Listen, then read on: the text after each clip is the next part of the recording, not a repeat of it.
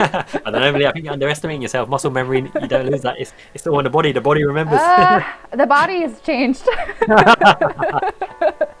it's been what is it? It's been over 10 years. I'm getting old. Yeah, I can see that. I also collect K-pop. And so I feel that, and I've been collecting K-pop way longer than games. Oh, the fiction is Beast you're thinking of. Beast, yeah, Beast. Yeah, fiction. And Beast, they're called Highlight now, but yeah. Ah, you know your K-pop. I'm quite submerged. Even though I haven't been as into it the last few years, I'm still hovering, you know. Yeah. My missus said when I first met her, I looked a lot like Changming out of the five. Oh. I was like, okay, then I'll take it. The little playboy, the young one. Why not? He's my favorite, so Was he he? has good taste. Nice. What happened with Big Bang? How did you feel about that? Oh gosh, that was, or which one? There's quite a few, but the more I guess prominent one. This one where there's a girl who wants to go to this all-boys school, so she dresses up as a boy and pretends to be a boy, and they're trying to keep her gender hidden. Have you heard of that one? I think I've seen that one. Yeah. Yeah. I've seen the Japanese one and the Korean one. And that was, cool. I think that was the Japanese one. I think was my first like Asian drama ever. Oh. I had a friend who showed me this, like, hey, watch this. This is good. Yeah. Nowadays, I don't know. I keep getting hand cramps too. Trying to play more action type games, so I feel like I'm getting old too. Too old for those. Hey everyone, it's the Miyazaki Man Sai here. I'm joined by Emily, ORBALOLOGY, on long-awaited third installment of the Miyazaki Man podcast episode we did together. She is the absolute encyclopedia on K-pop. I did not know that. We talk about games, figures, all weeby stuff, her trip around Korea, Japan, K-pop, J-pop, her collection, her merch. Wow. This is a really, really good episode, guys. I hope you guys enjoy it. Without further ado, make sure you subscribe to her channel as well. I'm sure you're subscribed already. She's absolutely awesome. She's one of the best content creators I've ever seen. Top notch.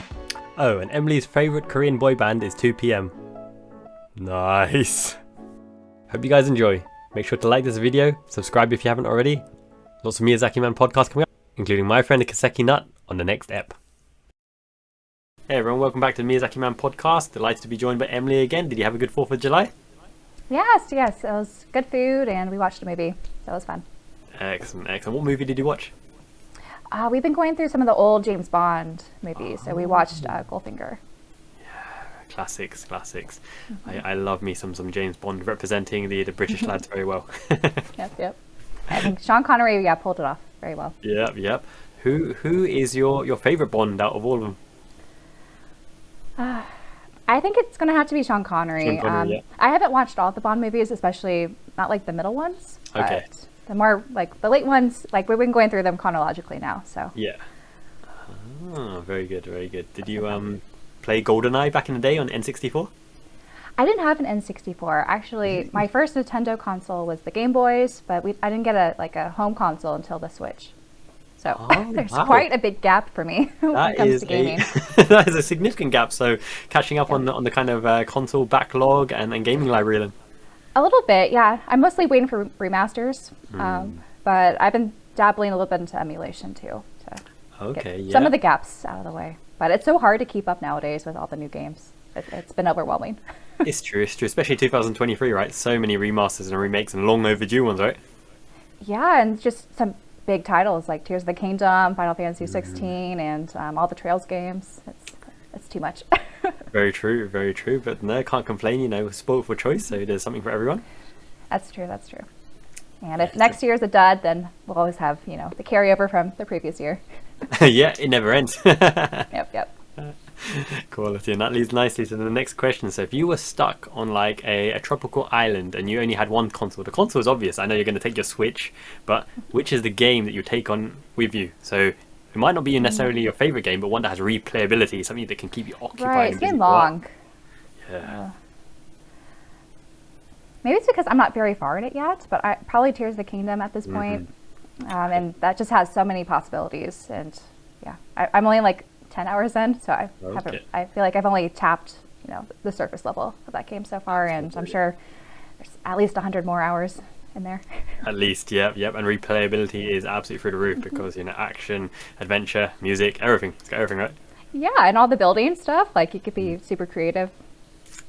That's true. That is very true. And in regards to the kind of music as well, if you could bring like one soundtrack to loop over and over again, one OST, which game's OST would you bring?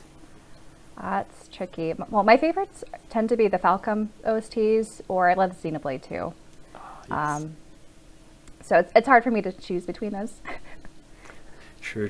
Going with one choice. But Which one would it be? Gosh. I guess my go-to one is Xenoblade Chronicles 2. That one's my favorite.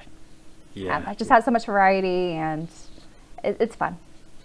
It's true. It is very true. No, I have seen and heard many good things about the kind of Xenoblade series. I actually am more aware of them because of the figurines and their representation in Smash. But sell me on the Xenoblade series, because my last game was Xenogears out of the series. I still have yet to play those ones. I haven't played Xenogears. That's something that's, again, on my bucket list of the stuff I've missed. But yeah, I think they offer really a unique spin on the RPG genre as a whole, because they take a lot of elements from the MMOs. So I don't know if you ever dabbled in MMOs back in the day.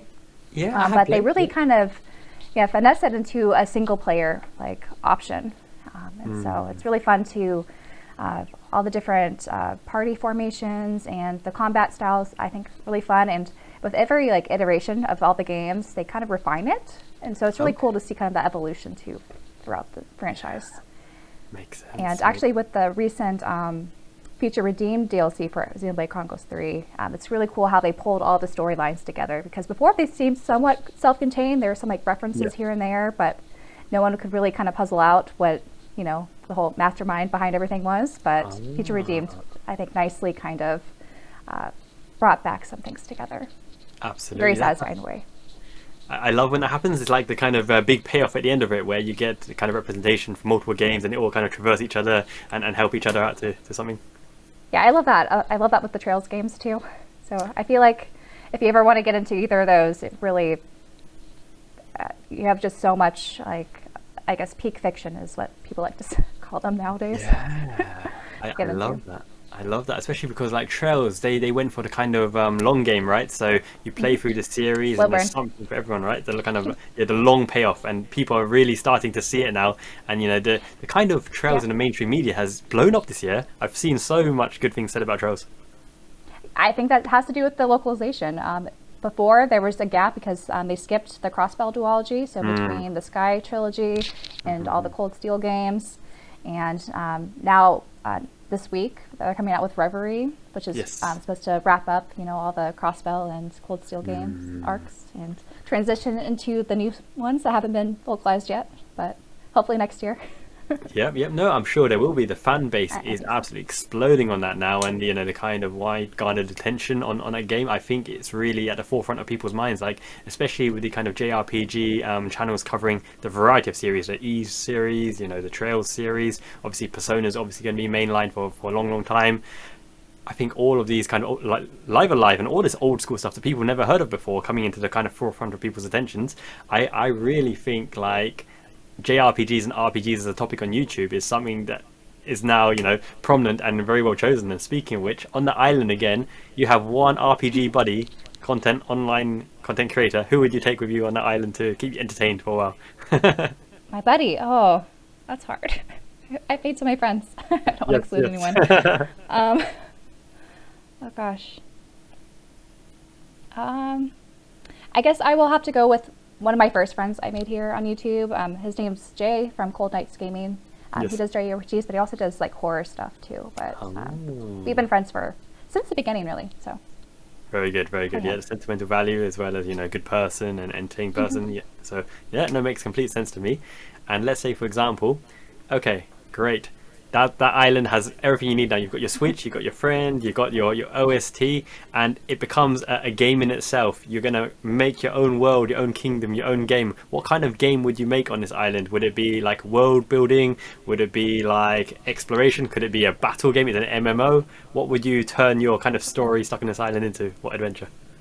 So my favorite genres tend to be something that focuses very story heavy, but with character growth, and I love exploration. So if you match all those three elements together, I'll be very content. Even if the combat's kind of mediocre, I would still be content. Very good. And how far are you willing to travel with it? Will you become kind of pirates? Will you become sky pirates? Is it about farm simulator? How would you envisage it involving? Oh gosh. I would like to see maybe like a mech one. I think that would be fun. We need more kind of mech, maybe with a little bit of Sky Pirate in there too. Would be fun. I like that. I like that a lot. I think it's definitely an idea that the developers should jump onto. ORBALOLOGY, definitely get on it. That's actually interesting. How did you come up with that name? I don't think I've asked you before. That's actually based off the Trail series. In their kind of universe, their sources of energy and magic is from like orbal systems. Right. And so orbalogy is like the study of that. And so there's a lot of cool things you could do with the magic systems, both like in the combat and just how the world is powered. So it was kind of something I did on a whim, and it stuck. It stuck. Yeah. Excellent. No one can pronounce it correctly, and no one can spell it correctly, but it's all right. It's so fun to try and say though. ORBALOLOGY. Yeah, it's a little bit of mouthful. Actually, at the description of all my videos, I had to put the pronunciation of how to say it, because everyone's like, "How do you say this? What does this mean?" I have those on all my videos now. Yeah. If anyone's curious, and No, I know. to Yeah, look at the description. I love it, and you know, it's like so unique, right? It's so unique, and it's that kind of monotonal single word that's associated with you and your face and your offering. So I think it really worked as well. Like some people who have made channels, they kind of go back and say, "Oh, I wish I named it something different," or "I want to rename my channel, but I'm so associated with it now, I'm scared to do it." I know a couple of JRPG friends in mind, but ORBALOLOGY, yeah. Yeah, that's like fair. Yeah, I think starting out, I did want something a little unique. Though sometimes if you go a little too unique, then it's like too obscure and people don't make the connection. But I did try to make it something relatable. I think I guess those that aren't really familiar with the Trail series have no idea what it is, but they go with it. That sounds good. It's cute anyway. Like it's much better than my starts. Like I think I named my channel Making Success Inevitable at the start, because it's kind of like vlogging my journey in Japan and how to get there and do things. And I realized, like with two young kids, no time for vlogging or doing any of this. So I was like, but I keep calling myself the Miyazaki Man in my intro, and a joint friend said, "Why don't you just change your channel name to that? That's what people call you anyway." I was like, okay, that makes sense. Let's do Making Success Inevitable in the future. Let's go to Miyazaki Man for now and see where it goes. Yeah, and it has a nice kind of, it rolls out the tongue nicely. Miyazaki Man. Yeah, I do. Obviously, being based in Miyazaki, it kind of makes sense. But one thing I've had trouble with, though, is Miyazaki is so heavily ingrained with like Ghibli and, you know, Hayao Miyazaki and all that kind of stuff. So to SEO compete with that guy, my goodness, hopeless. Yeah, that's difficult, especially if people are trying to like search you. Yeah, true. In the search bar, but is what it is. Yeah. So and have you covered Ghibli stuff yet on your channel? I don't think you have. No, not yet. No. So I am I'm an ideas man. I am. So I've literally come up with a list. I think the list is on 3,207 video ideas I want to make, and of that stuff, I like film like crazy. I've always got my phone in my hand, and since we've come here 2 years ago, I think I've got 3.2 terabytes of videos that I've taken. And the bad thing is, because I've just dumped it into my server, it's kind of unassorted. So to get through the backlog and to go through the video titles, I'm kind of having to piece together what I think will work as well as what I want to do. So it's definitely a chore.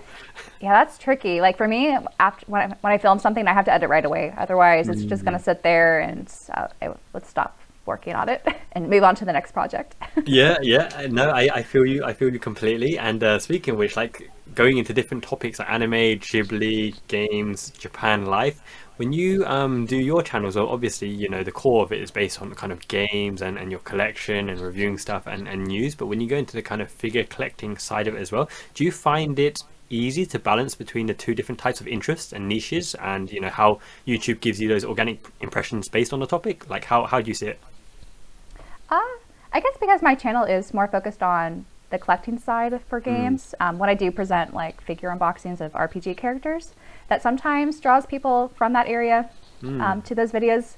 But for the most part, yeah, those are usually the lowest performing videos, but I have fun making them. That's the main thing, right? That's the main thing. And I think I've also converted people to be more interested in figures collecting, because it's a little foreign. It's not, I think, as talked about in the gaming collecting space. So. Yeah, no, you're right, and especially because I don't think there's like a dedicated game figure reviewer, if that makes sense. A lot of it's kind of mainstream anime and, you know, all that kind of area and genre of figures. But have you seen anyone who's like a dedicated figurine collector of games and RPGs and kind of consoles? Not specifically. I think I've seen people who just collect their favorites. Yes. But those are, again, very, like, not very frequent either on YouTube. And then there's some like dedicated figure channels that do a lot of like game figure coverage. Sure. But they don't really refer to themselves as game figure, you know, unboxers. Yeah, they also have anime and some other like the what are they called? Just based off of artworks. Oh yeah. OCs. Yeah. Yes, those. Yeah, makes sense. And in terms of like the kind of figurine collecting ambition, would you say that there's like a limit that you would be kind of satisfied with and say, yes, I've now got a curated 100 figure collection, I'm done for a while. Only if there's something extra special coming out, I might add to it. Is there like a rough number or a rough kind of display you had in mind? Or is it to see what comes out, if I like it, pre-order it, see how it goes and go from there? So right now what I'm doing is I'm mostly collecting for my 3 favorite franchises. So Trails, Xenoblade, and Fire Emblem. And I've done a little here and there, like I have Rise up there, and I have the Iba pop-up parade that came in one of the collector edition for the game. But yeah, like I've a very limited space, so I haven't really, having only like been collecting for like a year and a half now, I haven't, I guess, been too tempted to go outside of those when it comes to the game figures. And yeah, I'm always just conscious of space. So there might be like a new, like, I think depending on what other RPGs I get really into. So whenever I dive into Persona, I might try to pick up a Persona figure, depending on how things go. But yeah, I've been trying to go about it slowly, which I think is a little bit easier for me because I do collect so many games. And so I can only allow so much in my budget for figures. So that might be what's keeping me from not overexpanding too much yet. It's very wise, very wise. You're going to avoid burnout that way. You're going to enjoy every figure that arrives. It's a curated collection from the start. So you're well on your way with the kind of self-control and budgeting and space in mind. That's very disciplined and very helpful, very well behaved. 5 years from now, who knows? That's true. And like the forbidden doors as well. So when would you get into the kind of more risque, kind of looter side of figure collecting? If something came out that's really beautiful, let's say Shulk or someone from Nier, from Xenoblade or Fire Emblem, or a risque Camilla or Azura or someone, you know, enchanting, would you go with that kind of line because of the character, or would you say no because it's a bit too out there? It depends. Like I'm not against lewd figures, though if they're done tastefully, like, and if it makes sense for the character. Like if the character is like doesn't make sense that they would dress that way, then maybe not. But it all depends. Sure. On the figure itself and their kind of representation of them. And I guess that leads nicely to, what about resin statues? If they made like the most kick-ass Fire Emblem resin statue, or Trails, because Trails hasn't got many figures, right? So beautiful Trails. They've only just started. Oh gosh. I might limit myself to one. Because space. And those things are heavy and expensive. They are heavy and pricey. Can be pricey as well. It would have to be of a style. Like I think that would be the only thing I would allow myself from Trails. Yep. Ooh, okay. So now we're getting somewhere. My number one figure, or my number one character, it'll have to be of her if I'm going to splurge on something. That makes sense. You always have your favorites. And what if someone, a deal with the devil, they said 1/1 scale, life size figure of her. You get her, but you're not allowed to buy any other figure for like 5 years. I think life size would be too much. Right behind you. To be honest. Like I have a very small apartment and she would like take up way too much room. Also, I don't know, like I feel like that'd be too close to like a wax museum sort of thing, and I always found those kind of a little creepy. I could do like a 1/7, maybe 1/4 scale. That'd be my max. But yeah, 1-to-1, a little too much for me. Yeah, even with all the prestige, the only one in the world, your buddy, no, of course, there's a lot, isn't it? There's a lot to handle. That's a lot. Yeah. Yeah. But who knows? Maybe I would change my opinion when if something does roll out. Yeah, like I found over the years, right? So having collected hundreds and hundreds of figurines and random sorts of weeb merch, like over time, you kind of gravitate towards having something like unique and rare pieces that other people don't have, because you've got all the kind of mainstream kind of release stuff already, and loads of other people have it and appreciate it, and it's all well and good. But getting that kind of rare piece that it's kind of like your EP and your kind of prestige. You're like, I got this. This is so badass. Look at my waifu here. I'm total fanboying, simping over this thing. No one else has got it. So I'm kind of like trying to create and get the more exclusive and rare pieces, because I find like space is the main issue, right? I would sacrifice like 5 or 10 figures that are kind of like 6 or 7 out of 10 for one piece that's really expensive and really exclusive, just because I don't know, it's got more kind of sentimental value. I feel. Yeah, I can see that. I also collect K-pop. And so I feel that, and I've been collecting K-pop way longer than games. So I do have like some signed albums that I kind of find as like my kind of holy grail items in my collection. So I could definitely relate on that level. When it comes to figures and just games in general, it is nice to have those like prized items that are really hard to come by. But for me, like, even if it's really expensive, if I don't like the game or something, then I don't need it in my collection. Yeah, no, of course. You've got to like it at the end of the day, right? It's got to be there. Exactly. And if it is expensive, I'd sell it and then buy something I like, Of course. That's smart commercial kind of acumen there. You need a kind of Venn diagram, something you like, something that's rare. The perfect spot is in the middle. Yeah. If it's rare but you don't like it, what's the point? Exactly. Yeah, I hear you. K-pop, that's a very interesting one. So how far are we going back into the kind of K-pop side of things? When did you become a fan of K-pop? I was a fan in like mid-grad school. So I got really into it, I would say like 2014, 2015. Golden period. Very nice. Yes. That was when like second gen was like pinnacle and you saw the emergence of third gen. It was fun times. Yeah. So if you had to list now your top 5 K-pop bands or singers of all time, what comprises of your list? Okay, well, my favorite group is 2PM. Yeah, 2PM. So they're number 1, and then I also really like Dreamcatcher and Wonder Girls, Girls' Generation. Yeah, old school. And then lately I've been getting into a new group. They're called New Jeans. I don't know if I could list my top 5 yet, but they've been kind of keeping me interested in K-pop, because a lot of my old favorites aren't really active anymore. Yep. No, that's completely right. I grew up in the kind of generation as well, like the kind of cool kids looking at that kind of thing. I really liked Toho Shinki. TVXQ, I love TVXQ too.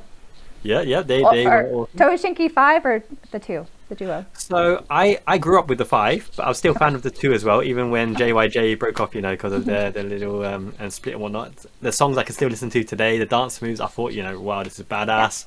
And Toho Shinki, they just released I think a mini album single in Japan.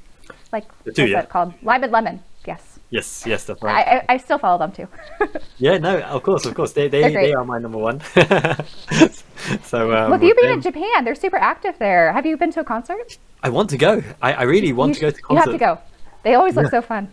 I know, and with your glow sticks and everyone singing along, and the tea, the red, Yeah, for sure. And my missus said when I first met her, I looked a lot like Changming out of the 5. Oh. I was like, okay, then I'll take it. The little playboy, the young one.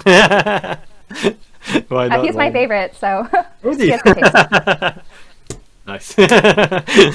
Yeah. No, I do like them as well, and I like how like in a K-pop band they kind of categorize different roles. So obviously you got kind of leader type, you got the bad boy, you got the cool kind of muscular manly one, you got the little playboy as well, you got the kind of good looking model one. They always, like, even BTS, right? It's not like 5 or 10 of the same things. Every single one has their distinct like offering or characteristics, and that's what I really like. Yeah.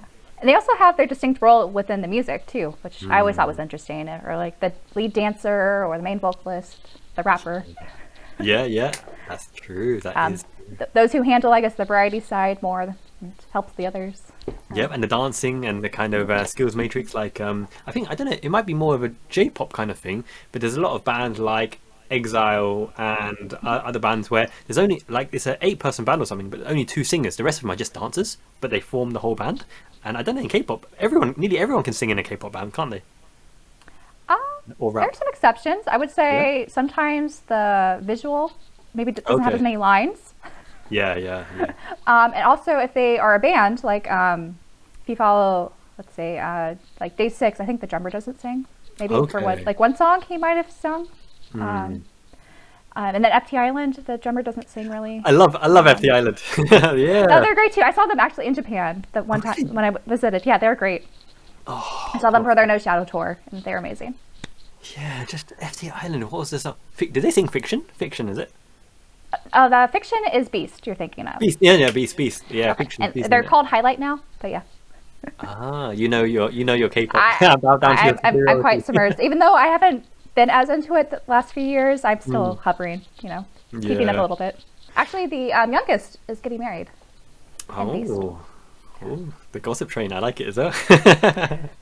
Yeah, there's been a lot like all the idols, I don't know. I find this so fascinating, from the outside looking in, of just how the relationship with fans, especially like within Korea itself, and all the scandals and things. I always found that kind of funny. They're everywhere. The scandals, like How did you feel when Big Bang? Obviously, what happened with Big Bang. How did you feel about that? Oh gosh, that was, or which one? There's quite a few, but the more I guess prominent one. That was sad, and also that also kind of wrapped up with one of the FT Island members too, and that was a dark period for me because so many of my like groups I liked, had members or something associated with it. It was like, oh gosh, what am I getting myself into here?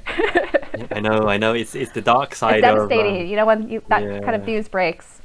But you don't expect actually, that was sort of what made me step away a little bit more from K-pop. Okay. To be honest.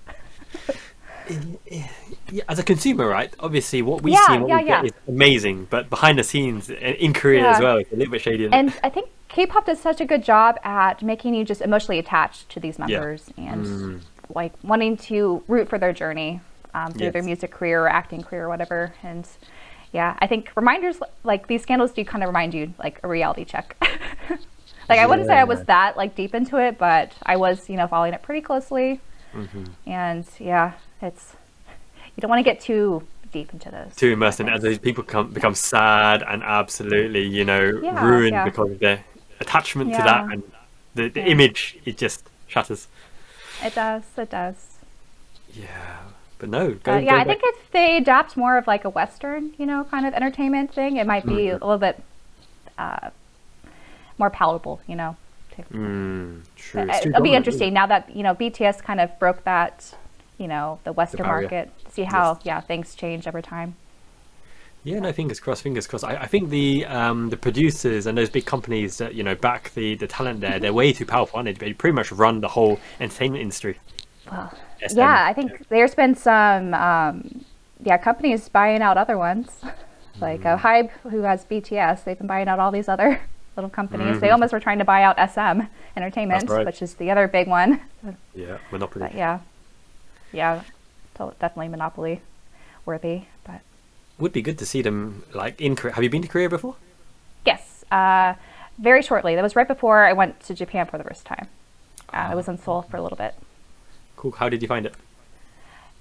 It was interesting. I was mostly like in Hongdae, which was kind of the younger hip area, I guess. And I visited a lot of the different like historical, like touristy places too. Okay. I was only there for like 3 days, so it was. I did a lot in those 3 days. Yeah, you packed it full. Yeah. So, what was your like main feelings, the differences between Korea and Japan? How did you perceive those? I think there's definitely a difference in culture. It's hard to describe it. Like I would say in Japan, everyone was very polite and more, I would say, easygoing and reserved. Yes. Whereas in Korea, it was kind of the opposite. In your face, very more in your face. Like I wouldn't say anyone was rude, but they weren't as polite to foreigners. Maybe at the time I was there. I hear. I don't know. But also maybe it was the area I was in. I was in a younger kind of area. But I don't know. I think that accurately reflects kind of my experience because even I'm Asian looking, right? So I go there and they don't even know the difference, whether I'm Korean or in Japan, whether I'm Japanese. And like all in all, Japan is very respectful, keep your distance, polite. The staff try to help you. But when I was in Korea, they go right up to you and try to sell you something and really try to, get involved and in your face. And they speak English quite well as well. So yeah, I think in school, they do a good job at immersing or teaching English. That's right. And I feel like they're more interested in Western culture too. I don't know how true that is. I think more influence maybe. I would say that's fair. So something that I find really interesting in Japan is they blast out like the latest pop music, like English pop music, and people just like the tune because they don't understand any of the words. So I was like, okay, this is very interesting. But in Korea, they speak English, so they can really absorb the kind of Western kind of meaning behind the songs, and K-pop kind of has so many English phrases in it too. That's right. Yeah, and they're better singers as well. They're better English singers, right? They can sing English songs. Yeah. Although, who am I thinking of? 1 o'clock, 1 OK Rock. I love. Oh yeah. I love them their too. edition. Yeah, but their American tour, what did they do to them? Those songs just went, I don't know. I was so disappointed too. Yeah. I saw them twice when they were touring here. I think they're great performance, and I saw them at a very intimate venue, which is so different than how they usually tour, in Japan, with the huge arenas and stadiums. So that was really cool to see that side of them. But yeah, their American songs were not my favorite. Not at all. That's not even the same band. It's not even the same band. Yeah, I mostly listen to their older stuff. I think their most recent album was all right, but my go-to is their earlier stuff. Same as I would have loved to go to Yokohama Stadium, or when they did the Tokyo Dome. The energy in that crowd, and I'm sure you've seen those on YouTube, right? That was crazy. Yeah, those seem like great shows. I can't imagine just being in there and all those that aura, Yeah, and Taka with his shirt off, and everyone.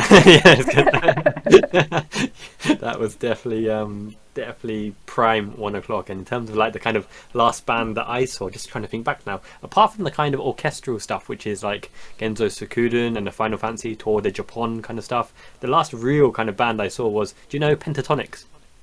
No, I'm not familiar. So the Pentatonics are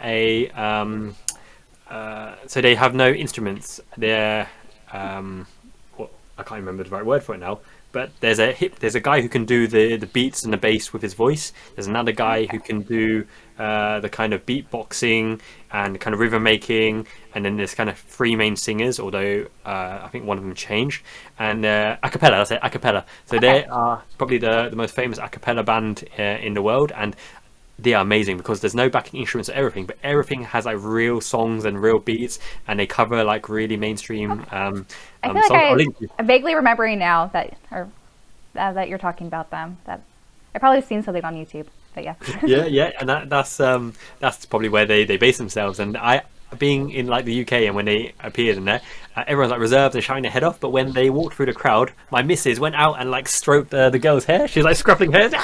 I was like, I didn't know there's that side of you. I thought she's more reserved, but no, she's way out there in concerts. What's your wife's favorite group? Does she have any? Good question. She also was of the kind of Toho Shinki, Shiny, generation. Shiny, okay. Girls' Generation. Who else am I thinking of? Some Japanese. Who sings classic? Is it Classiquai? Classiquai? Do you know them? They sing the song called Romeo and Juliet. Oh, Classique. Is it Classique? Is that how you say it? I think it's Classique. Yeah, Classique. I'm vaguely familiar. They're a little bit before my time. Okay. Yeah. And K-pop, yeah. And Orange, is it Orange Rouge or Orange High? Something. Orange Caramel. Maybe. I remember this. They're from after school kind of. That kind of vibe. Oh, yeah. Okay. Yeah. And who's that band? Not Super Junior. No, it's a Japanese band. There's a spin-off of Exile called. What are they called? It's 6 or 7 guys who are very kind of funky. They do beats, 2 main singers, and the rest of them do dancing. But they're kind of really, really kind of hype and club dance music. I think my missus and her best friend loved the club scene back in the day. So definitely the kind of beats in that area were ideal for her, yeah. And just from her opinions, she felt that... Did you ever go to a club in Japan or Korea? I went to one in Korea, not Japan though. What was your experience? It was weird. Tell me about it. Okay, let's see. I was in Hongdae, and they were playing like American like hip hop music. I was like, why are they playing this here?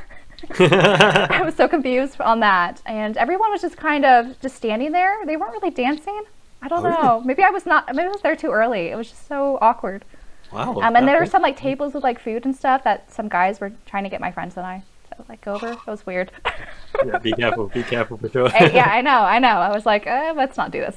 Yeah, no, I hear you. JSOUL Brothers, that's the one. JSOUL Brothers is something that she likes as well. Oh, okay, yeah, I've heard of them. Yeah.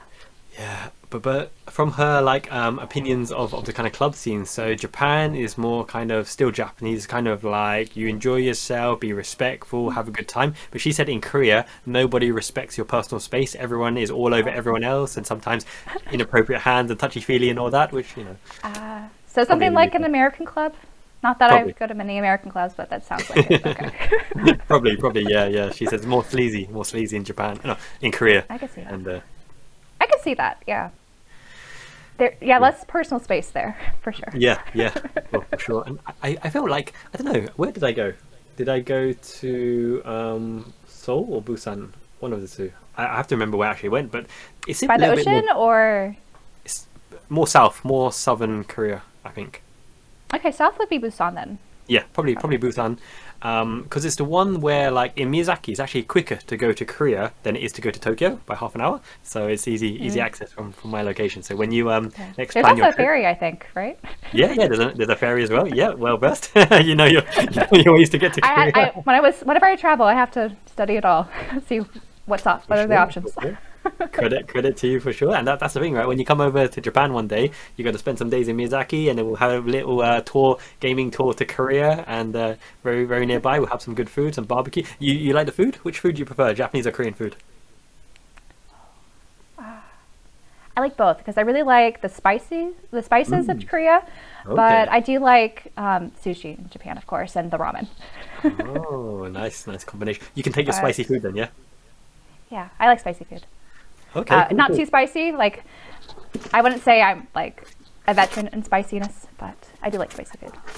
I don't know if you've seen the video. I can't remember if I've uploaded it. I've got way too many on my backlog. But Miyazaki's own exclusive spicy ramen called karamen. I'm pretty sure you haven't tried this before, karamen. No.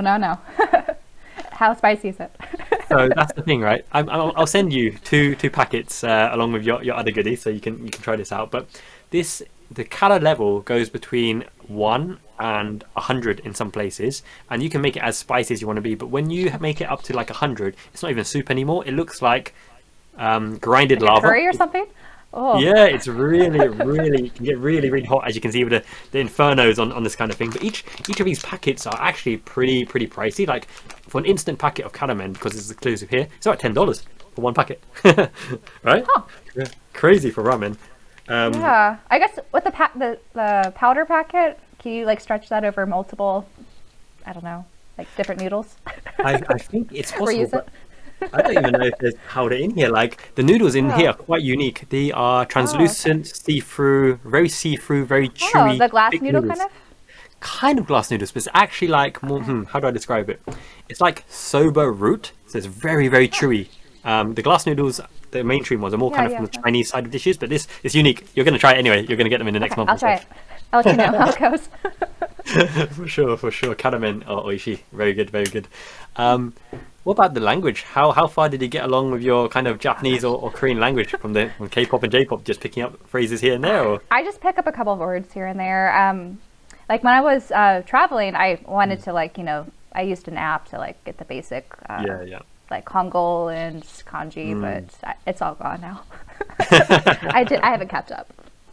And I've never been one that was like, I'm very much a math person, so languages are very difficult for me. That's why like in high school when we were required to take a language, I took Latin because I didn't have to say it or write it. I just had to translate it. Yep. Me too. I love Latin. I like to read Latin. Oh, sweet. Yeah, so back to the kind of gaming world then. So let's say, for example, obviously Switch is the kind of main library, and with their expansion into the kind of old series as well, where would you kind of place the emphasis on development studios? What would they do next post Switch? Because the Switch is such a good console and they're so innovative, you can bring it anywhere. What can Nintendo do next? How do they upgrade on the Switch, next gen console? What could they possibly do? I guess as most people are complaining, I guess graphics or something like I don't think they have to go 4K at all. But something that would seem a little bit more enhanced, I think, would like appease all the haters. Yeah. So kind of like. But I really hope that they do keep with the handheld hybrid model though, because that's really a unique thing. And I don't know, like Nintendo, they kind of drop the ball every other generation. So I'm a little worried, but also optimistic that the next generation is going to be good. Yeah, I have a feeling now that we've kind of reached a point where everyone kind of knows what they want and what they're looking for. As you said, just a Switch with a really, really good quality kind of screen and graphics, long battery, handheld system. Yeah, frame rate, performance. I think that's all we really need. Like, it doesn't even have to graphically look the best. Like, it doesn't have to be a Steam Deck or anything, but it should have like a smoother performance, I would say, especially for more like action type games. Yeah, no, that's true. That's true. And what about like in terms of the competitors? Because we obviously PlayStation, Xbox being the big ones, Stream Deck allowing the kind of PC portability as well. Do you think there's ever any room for additional kind of companies to invade that space, or is it now cemented in stone forever? We've got Sony, Microsoft, Nintendo dominating everything. Like, it'd be cool if Sega came back, but I don't see that happening. Likely, isn't it? Yeah, Sega. I think it's so difficult. I think because there's been such a push for digital. I don't really see new hardware coming in because more people are adopting, PCs and like many computer handhelds like the Steam Deck. Sure. So you need like a company who has exclusive titles, and like Sega could do that, but I don't think they want to reinvest into hardware again. That's true. That's a good and shout. From all the like speculation with the Sony Microsoft feud right now, it's making it sound like they have tried to eliminate competition a little bit. And so I think it'll be really hard for a new emergence to happen. Yeah, at this point. I feel the same. I feel it would be very hard to break into the conventional way of gaming at the moment. They'd have to offer something that is kind of Really invading different. in that space, but different. Like, they've really tried to get on the VR train, but if someone like Facebook Meta doing their little VR thing that is totally awful, if with their budget and their technology they can't do something presentable after all this time, it's going to be ages until you get something where a proper MMO that you can walk in and do stuff with. I don't think the technology is there, even with the new Apple thing. Like, for me personally, I have no interest. Like, who knows, maybe 10 years down the line I might be interested in, but I don't really like the idea of being so immersed in a game, Yeah, I like having it on a screen and you could set it down, do something else. Anytime you want. Yeah. Exactly. Yeah, the kind of chill, relaxed gaming session, that's ideal for me. I can't be doing with the first-person shooters these days, or the kind of MOBA games where you have to be glued to your thing at every second, every action counts. Gosh. Yeah, like I actually just bought a PS5, so I've been toying more in that realm, and I don't know if I'll be picking up first-person shooters again. I did that a little bit in like high school with my dad and brother, but yeah, nowadays I don't know. I keep getting hand cramps too, trying to play more action-type games, so I feel like I'm getting old too. Too old for those. Oh, bless. Who was the best out of you three? You, your dad, your brother back in the day? Back in the day, I think we all did pretty well. We all had our, depends on actually what game we're playing. So we used to play Return to Castle Wolfenstein. Oh, yes. So we played the multiplayer on that a lot. And we also played Enemy Territory, ET. Okay. So I was a little better on the ET because that was more like an RPG. Yeah, sure. And they didn't have the patience for that. But yeah, I would say we did pretty well overall. Very good. I like that. I think competitiveness brings out the best in you because you up your game, right? Whereas like my kind of experience ever since young across the board of games, I literally dominated on all the different games, so it doesn't matter which game you played. And it came to a point, right, where everyone just ganged up on me, so I got obliterated like right at the beginning of everyone. Eliminate me first as a fair playing field, and it's a different kind of game, right? It's about survival. You're not even trying to get objectives. You're just trying to survive until there's a point where you can take out multiple people. Even like in wrestling games as well, they're just trying to eliminate me first in a wrestling game. That's good fun. Yeah, good memories. And the kind of transition between I guess that's where my kind of love of Japan stuff came from, because back in the day you get your really old school games. I don't know if you know, like Ranma 1.5, and Dragon Ball Z, and even Tamagotchi. A lot of these kind of really Japan themed games came to the early PlayStation and Super Nintendo, and got me, wow, what is this kind of thing? I've never seen this thing in the local Woolworths or the local shop in Britain. And there's a whole new world, right? When you're a kid, you don't know that it's a different part of the world. When did you first kind of get immersed in, like, there's a bigger realm than what you see? It's not just first person shooters and, you know, kind of platform Mario games and everything like that. There's RPGs, there's world building, there's crafting, there's everything. Let's see, like, as I mentioned, my first console was the Game Boy Color, so I played like Super Mario Brothers and Pokemon. So I kind of got a little bit into the, I guess, Japanese culture a little bit through Pokemon, and then I would say it was mostly maybe anime that I guess really kind of made or widened my horizons a bit. Like, not everything's just American based. You know. And I was always interested in those storylines, like Sailor Moon or Digimon, and they're always on like late at night, so I could rarely like watch them. I could like, my parents were a little strict on the TV requirements, or, you know, time allowed for TV. My brother and I usually had to share the TV at the same time, so we had to kind of fight which shows to watch. But yeah. Did he never transition into the kind of anime, the Toonami, the shows? Yeah, we watched a little bit of the Toonami, but again, we weren't really allowed to watch TV past a certain point, and then it was like a communal TV, so then my parents were watching stuff, so we would watch it with them, you know. So we really couldn't watch a lot of the late night kind of shows, unfortunately. I hear you. So I didn't really get more into anime until like college, when like Netflix was the thing. Netflix, internet, access to the world. Exactly. Internet I had my own laptop, and yeah. That's beautiful. Like, in that case, I don't know whether we cross over in timelines here, because back in the day, do you remember a sharing service, dodgy sharing service called Kazaa? It sounds familiar, but I didn't use it. yeah, before BitTorrents and all this kind of stuff. Yeah, I did more the torrent stuff back in the day. Yeah. And I could remember, right, because it's like dial-up internet, like really slow internet, and I was waiting for like a Naruto episode when it came out. It took something like 36 hours to download one episode, and, you know, you just be waiting for the next episode and hoping it's the actual next episode, or a legit thing, not some BS, you know, renamed thing. And then if your internet cuts or anything like that, or you're stuck at 96% and the person leaves, it's like the end of the world. you can't get your anime fixed. Yeah, and I remember watching shows like in parts, you know, when people upload like 10 minutes or 5 minutes on YouTube with the weird titles to not be, you know, taken off. That opens up the whole kind of world of, do you remember the early days of YouTube where you got so many of these AMVs like Naruto with like the Rocky sound tune and all the, you know, there's no copyright, no licensing, anyone literally makes anything they want and put all the music behind it. Yeah, a little bit, yeah. I actually didn't really dabble too much into YouTube until like late college. Okay. Yeah. And what were you watching at the time?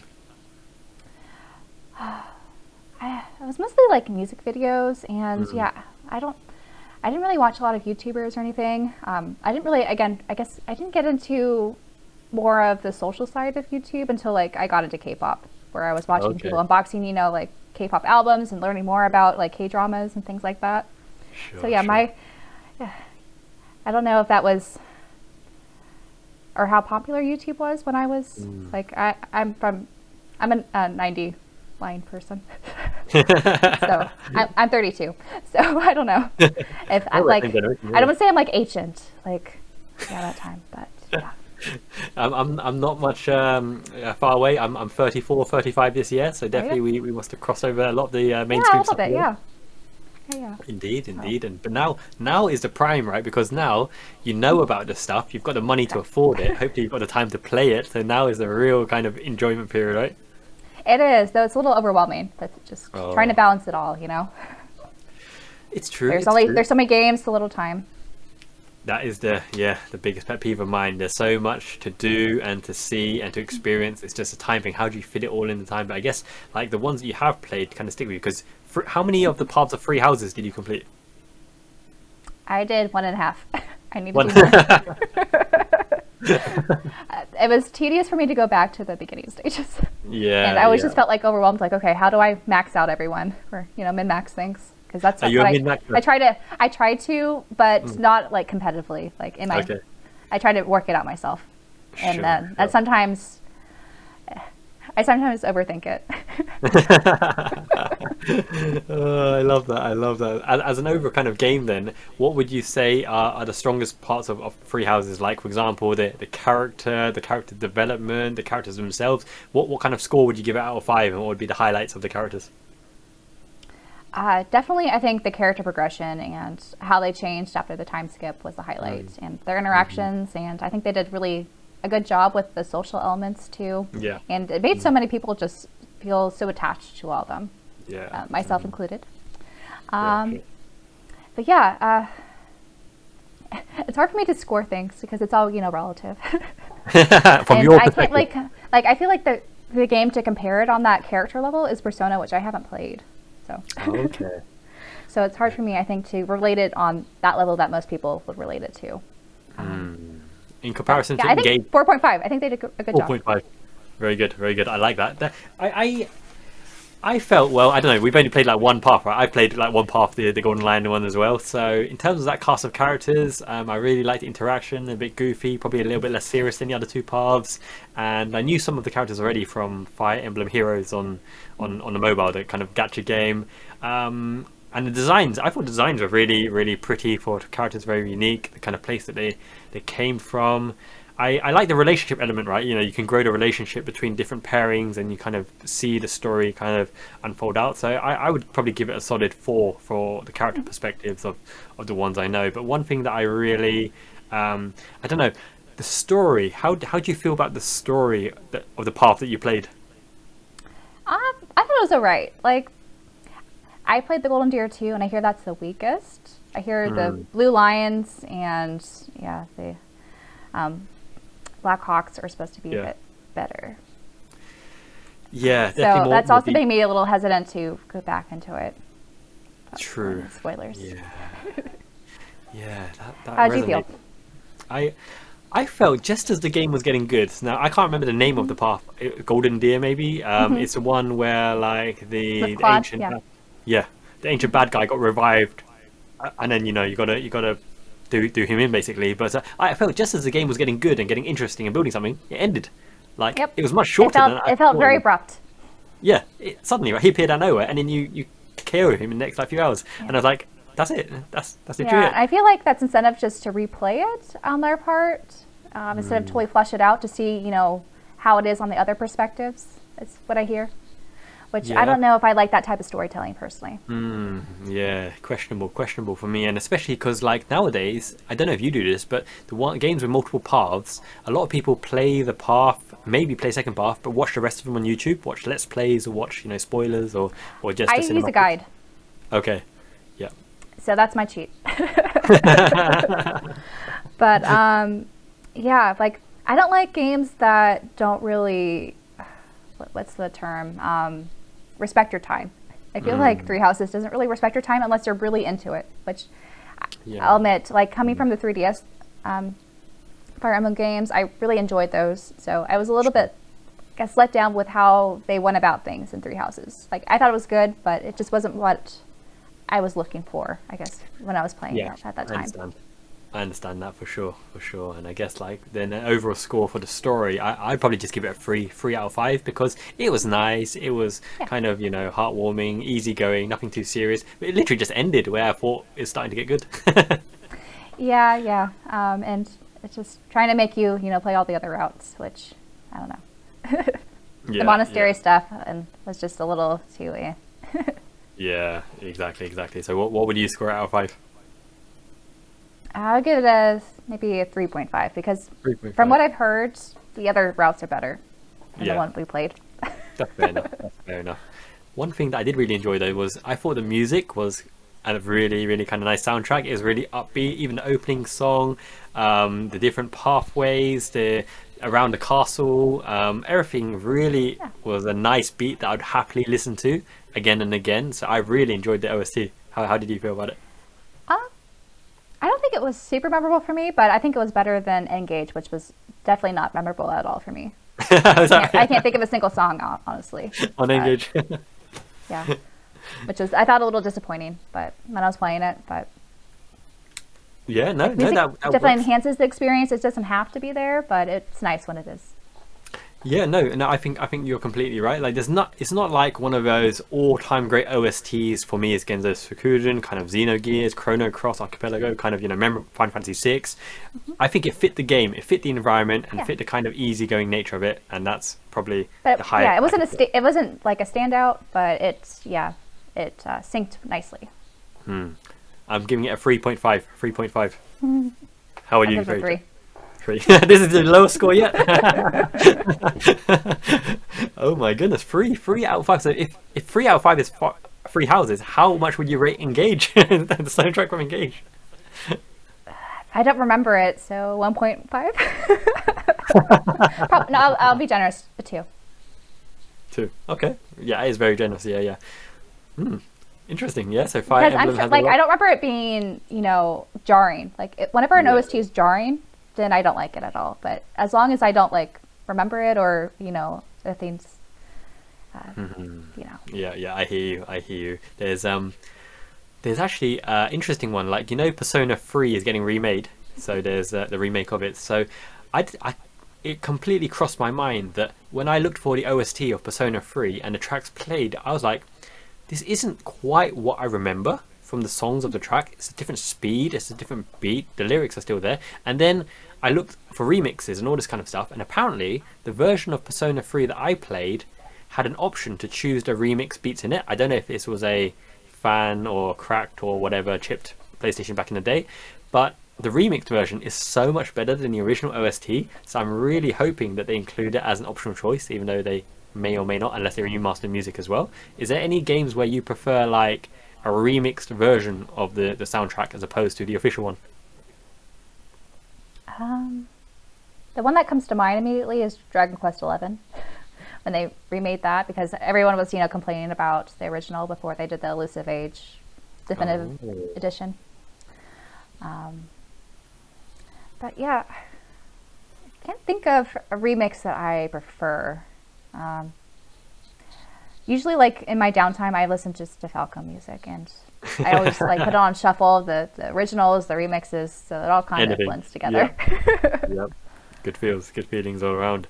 Do you have like different playlists for different moods? So for example, for me, when I'm in the gym, I want something high tempo, upbeating, a bit kind of kick ass. But when I'm doing work or typing away or doing documentation, I want either an instrumental or something a bit more kind of low key, kind of relaxing, maybe in your castle, as opposed to battle themes or anything like that. I have different kind of play mixes for different kind of moods. Do you just play anything you like all the time, or do you really kind of zone in on depending what you're doing? I'm an album person, so I like to play an album from start to finish. And then when I'm like working out or something, or just going on a walk, sometimes I just put everything on shuffle and just skip. I'm not feeling it. Sweet. Yeah. I like that. When you work out, then what kind of workout is it? Is it like calisthenics? Is it a full body workout? Is it weights? What kind of workouts do you do? I mostly go on walks, and I walk really fast. Though I've been trying to go back to the gym lately and do like elliptical stuff. So it's mostly cardio. I really should do strength exercises, but I keep putting them off. Oh, bless. What about like starting at home, just chucking something in your back and doing some squats while listening to the beats and playing some games on Switch? That is a possibility. Or get some like free weights or something. Yeah, no, I hear you. We're the complete opposite, because cardio is my enemy. I've always been terrible at cardio. I can lift like proper heavy. I think I squatted nearly 2.5 of my body weight in the gym, kind of like real kind of free weights and heavy squats, deadlifts and that kind of stuff. But in terms of cardio, I was hopeless. Like my memories of cardio, I skipped like 2 marathons with a stomach ache. When I play sports, I usually play a striker, so I don't have to do all the running and chasing of people. I literally just wait for the final ball and go in and do my thing. Yeah, I played sports too, though I mostly played basketball, so we had to go back and forth on the court. Yeah, end to end. No rest there. Yeah, and I played point guard, so I had to be kind of everywhere. Oh, yeah, no, they're very good, very good. Do you still play But nowadays? in football, I did keeper, because I have good hand-eye coordination, so that was where I was kind of stuck.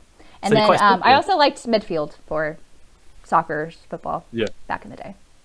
Ooh, do you still follow it? Do you follow the sports on TV as well, or do you just play? I don't follow professional. I just played it for fun. For fun, yeah, for hobby. Yeah. Though I haven't kept up with it, unfortunately, but I guess that's usually what happens. But would you go back into it if an opportunity came, local club side? I wouldn't want to do anything competitive, but if I had like friends or something who wanted to like shoot hoops or something, I would do it. But cool. I'd have to build up to it. I'm sure I can't hit my 3-pointers anymore. I'd like to see it though. I had a fairly good shot back in the day, but yeah, now I'm sure it's gone. And I don't know, muscle memory. I've lost muscle mass in my arm. I don't know, Emily, I think you're underestimating yourself. Muscle memory, you don't lose that. It's still on the body. The body remembers. The body has changed. It's been what is it? It's been over 10 years. I'm getting old. Oh, bless. Yeah, no, I'm reminiscing as well because back in university, I did a lot of MMA, kind of cage fighting, mixed martial arts. I love the kind of scene. I was even like considering going professional. So I did some paid semi-professional fights. You really work out, you really care about the kind of physique. I did mainly strength as opposed to for vanity reasons. But that's probably the prime when I was the fittest I've ever been. And then now with the dad bod and just stuffing my face with Japanese food everywhere, you really want to. I just record myself like every week, a 30-second clip that I can upload as shorts on a new channel called the Miyazaki Man Eats eventually. Just this cake, this cheesecake, this ramen, this dango, this mochi, this snacks, this sushi. I'm just literally piling on the food because I would probably do the same if I lived in Japan. And that's the beautiful thing though, like even though I eat so much, I lost I don't know how much in kilograms, maybe like 10-12 kilograms, but I lost like 2 stones in the last year. So it's something, maybe no oil, maybe no. Are you being active?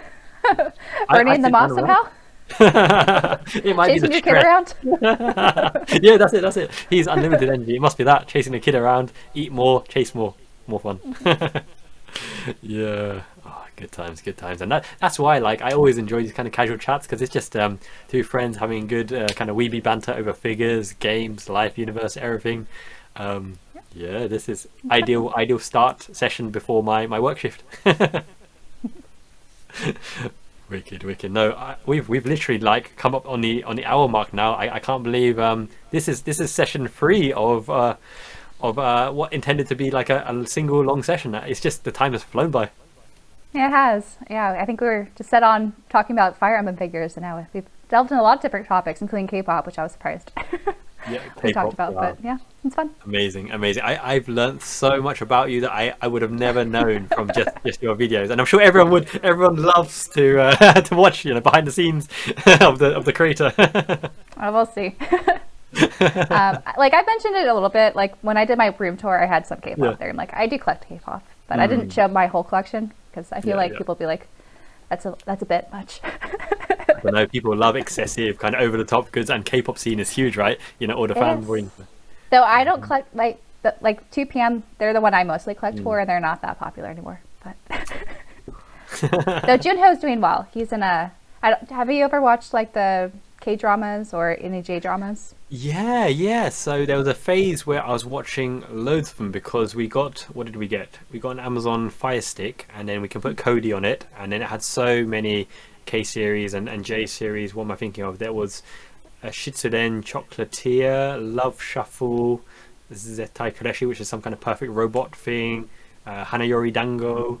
I watched, I think it's a Japanese one. There was something around, have you heard this one where there's a girl who wants to go to this all-boys school, so she dresses up as a boy and pretends to be a boy, and they're trying to keep her gender hidden. Have you heard of that one?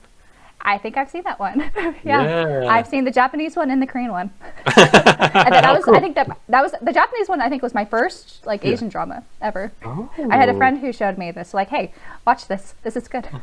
I was curious enough, and I watched it. I was like, oh, and then it piqued my interest from there.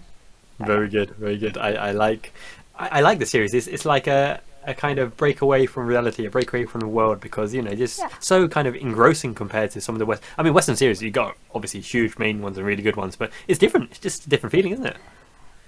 Most Western series I lose interest in really quickly because usually the storylines go somewhere that I'm not interested in, or they just keep going on and on for each like season. I just like how self-contained a lot of Asian series are. Sure, that's true. And They also are more lighthearted too. I don't know. I feel like, at least for like American shows, I don't like American comedy. I think it's just not my type of comedy. Very I don't find it funny. Yeah. So, what about British comedy? I do like some British comedy. I used to watch a lot of BBC actually with my parents back in the day. Though we watch more of the mysteries, like the Midsummer mysteries. Oh. That's a whole new world that we could explore, the kind of series, because I love my mystery murder dramas and all the kind of investigative stuff as well. Yeah. Really, really into that. Yeah, and then a really old one we used to watch all the time was, what's it called? Lovejoy, like the Lovejoy. Yeah. Yeah. How far did you get in that? Oh, I think I watched all of them. My parents loved that series. I think they even owned it on like DVD or something. Or just watch it. I feel as though like a lot of British comedy is timeless just because of the huge amount of sarcasm. Like, have you ever watched something called The In-Betweeners? No, but I've heard of it. It's so wrong. It's so wrong that it's kind of right. It's classic British school kind of sarcastic humor. Just four lads who are a bit kind of losers, but they think they're cool in school and they go up with all this kind of shenanigans and whatnot. It's hilarious. If you like British comedy, I think that's a good one. And then a very controversial one, obviously more mainstream. But Ali G, I always go back to Ali G stuff because he's like he was the atypical troll. Like, he'd get so cancelled on day one nowadays, but the things that he got away with just probably can't be repeated nowadays in a very sensitive generation. But yeah, it's interesting how much has changed just in our lifetimes. So for sure. I know what you mean. Yeah, indeed, and still more to come, right? Especially in all the genres we're interested in: JRPGs, figures, K-pop, J-pop, J-series, K-series, culture of Japan, in Korea. There's just so much culture and goodies and merch and things to experience in so limited time. There are. And I feel like we've only done surface level stuff. There's so much we haven't seen or delved into. Although you have done some things that people would be envious of, obviously seeing like FT Island in person and your tours and travels already and experiences. And I guess what's to hold you from going and reliving it all again, like take a sabbatical, a year off and go tour. I don't know about a year off, but that does sound like a nice dream. Yeah, because right now I don't know if I've told you, I'm a postdoc, so I'm trying to transition into out of the mentorship into the real world of research. Yeah at the moment it's a little difficult to take off time for that, but maybe, I do want to though, travel abroad more than I have, since I haven't gone abroad since 2018. So I definitely want to go back, at least to Japan, South Korea, a lot of other countries, Europe. I've never been to the UK. I really want to go to the UK as well. You definitely need to go to the UK. So beautiful. I know, obviously I have so many roots too there. So yeah, no, that's true. That is true, isn't it? Yeah. Where would you hit up if you went to the UK? Where would you go? Oh, I guess London's obvious, but there's so many other villages too, and Scotland, I hear it's beautiful as well. Edinburgh, yeah. Edinburgh, Dublin in Ireland. Dublin's nice as well. I don't know how much of the countryside I've dabbled there. My parents went and they had a weird experience. Everything was very samey after a while. But I think they did kind of a tour leg, which I don't know. I feel like if I were to travel, I would try to, go on my own. Of course. Yeah. Cool Go together and then split in your own kind of destinations and journeys, meet up somewhere. Maybe Cambridge would be a nice place to meet up. Cambridge is beautiful. All the scholarly and historical stuff there. Yeah. So that's the kind of thing, right? Like, people think of the university, and the university is definitely a highlight, but the good thing about Cambridge, because it's so diverse and there's so many cultures and different sorts of people, you really have a really nice experience. And what I'd think about Cambridge is, even with the university architecture, there's something like 20 different university bridges, and the River Cam runs all the way through Cambridge, and you can go on a punt. So a punt is like a long boat, and you've got this long stick like an oar, and you row it yourself, and you can go all the way down the river past all these really beautiful bridges and historic locations. And it's just a really nice day out on the river, basically. Eat your lunch there, do whatever, sing karaoke. Really fun. Nice. Is that where you're originally from? Yeah, I'm a Cambridge boy myself. Yeah. Makes sense. Yeah, hence why I like the accent. Every time I open my mouth, locally in Japan or even online, they're like, "Wait a minute, your English is pretty good." I'm like, "It better be. It better. I hope so." Yeah, the dialects in the UK are so interesting to me. Very much so. A little different. Scottish, Scouse in Liverpool. Sometimes you can't even understand it. It's Right. even local Well, lads. actually, all the Xenoblade stuff, they have all the different dialects of That's true. the That's UK true. voice actors and the English ones. Yeah, Irish, British, Welsh, Liverpudlian, Cockney in London. There's a lot of different accents that you'll find in England, and that's something very interesting as well. Like, do you notice, or if you speak to like British people, the meaning behind what people say is very different than the meaning in America? Like, for example, if someone just says to you, "Yeah, come over, mate, anytime," they're not actually literally inviting you to your house. They're just like throwing away loose words. Um, yeah, I could see that. Yeah, like a throw out term or just a way to end a conversation. That might be. They do that in the US too. They're like, "Oh, we should call me next time," or "Yeah, we should totally hang out next time," and they don't. Yeah. Like I think we do that too. At least in California, where I'm from. Or is it more sarcastic? I would more say kind the of throwaway? sincerity isn't always there, when you say stuff. Sure.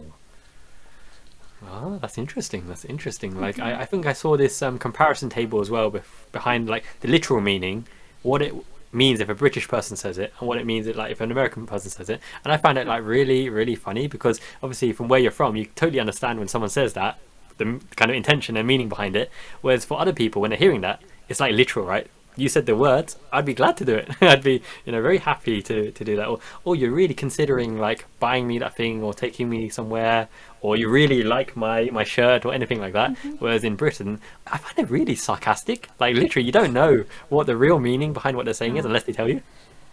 They do that in the US too, like especially in the South. There's a lot of Yeah. backhanded compliments. Oh, that's what's called. Isn't it? Or Backhand like compliment. a little bit. Or, like if someone says like "bless your heart, darling," I mean that sarcastically. I can't do the Southern accent, but yeah, like "bless your heart." Oh, yeah. Even literally, that's quite a unique one, isn't it? Bless your heart. Yeah, it sounds nice, right? But it doesn't mean it in a nice way. No, yeah, it's just something to say. Filler. It's Yeah, filler. yeah. A lot of it's filler, or again, an opposite meaning, like you said, sarcastic. Yeah, true. I guess the satire and the kind of sarcasm behind it all makes things interesting, really, because it helps you to. It's kind of mood making, isn't it? Someone who's a good mood maker can fill the space and fill the air with any line, no matter what the intention or meaning behind it. Whereas some people are very, I guess, like some people are really like hyper serious. Like a lot of people at my workplace, they're like really high level consultants, and everything they say is really technical and very precise, and they put a lot of thought behind it, before they open their mouth. Whereas back in the UK, I feel people a lot of times talk before they think. They do that here in the US as well. Yeah. Like I try to also be very intentional with what I say, because maybe it's because I'm in a technical field as well, and I work with a lot of, highly educated people, and I don't want to sound dumb. But yeah, I think a lot of people are very emotionally driven, so they do kind of, their filter's not always there. That's true. And I think like this kind of ability to verbalize your thoughts is actually very a gift that we have in the West, because I used to teach a lot of English to like Chinese and some Asian students, and on a technical level the English could be really good, but on a creative level, if I was to say, for example, okay, start explaining to me your story or what you'd like to do in a year's time, they freeze, because there's nothing out of a book that tells them what is the correct way or the acceptable answer to convey their kind of ideas. If there's something, yes or no, they can do it because they've learnt it. But in terms of really opening up and explaining themselves, it was quite a struggle to pull it out of them. But whereas in the West, I think people don't have a filter and they just literally can say what they want. Do you find that as well? I could see that. Like I could see just learning English and not being immersed in it. It's very memorization, and so it's just like with math. You could memorize formulas, memorize everything, but if you have to apply it to something, it's a whole nother, ball game. I wouldn't say necessarily those who grew up in an English-speaking country always verbalize things, Yeah, that's true. well. So, yeah, I think it's really special. I think when someone is learning English, it's not their first language, and is able to use it with like all the different idioms and weird phrases that they wouldn't really understand in a textbook. So yeah, I always find that really remarkable. Like I've worked with a lot of international people actually in my field, so I'm always really impressed when they're able to convey sure. things. I can imagine. They sound more native as well, right? Because they can do those idioms and yeah. I always take it back sometimes when my coworkers say things, and then sometimes they don't. They say something and they don't realize what the meaning is. It's kind of cute sometimes. I can imagine that must be adorable sometimes. Yeah, just listening to it. Are you good at keeping a poker face, a straight face behind how you really feel? Oh, I would say yeah. Though I don't know. Maybe it depends on the scenario. I think usually like on Skype calls I am, but maybe not. No, but you're always cheerful and bubbly anyway. I'm sure people I'm just sure that Emily's having a good time. She's smiling. She's having a good time. Hopefully. No, I can't believe like that hour's literally just flown by. Thank you so much for jumping on again. And this has taken a really unexpected twist with the K-pop world opening up. Yeah, but all these other topics, like English dialects and all that. It always goes this way, right? There's no script, no particular scenario here. We're just two friends having good fun time, and always happy to chat with you. So literally anytime you want to jump on for another call, just ping me on Discord, and we can set it up. All right, sounds good. Yeah, I really enjoyed talking with you again, and yeah, it was a lot of fun. Absolutely, and make sure you ping me your address as well. I've got to send you some Miyazaki Karamen for you to try. All right, sounds good. Nice one. Cool. Take care. Have a great time, and we'll speak very soon. Okay. All right. Cool. Cheers, Emily. Take care.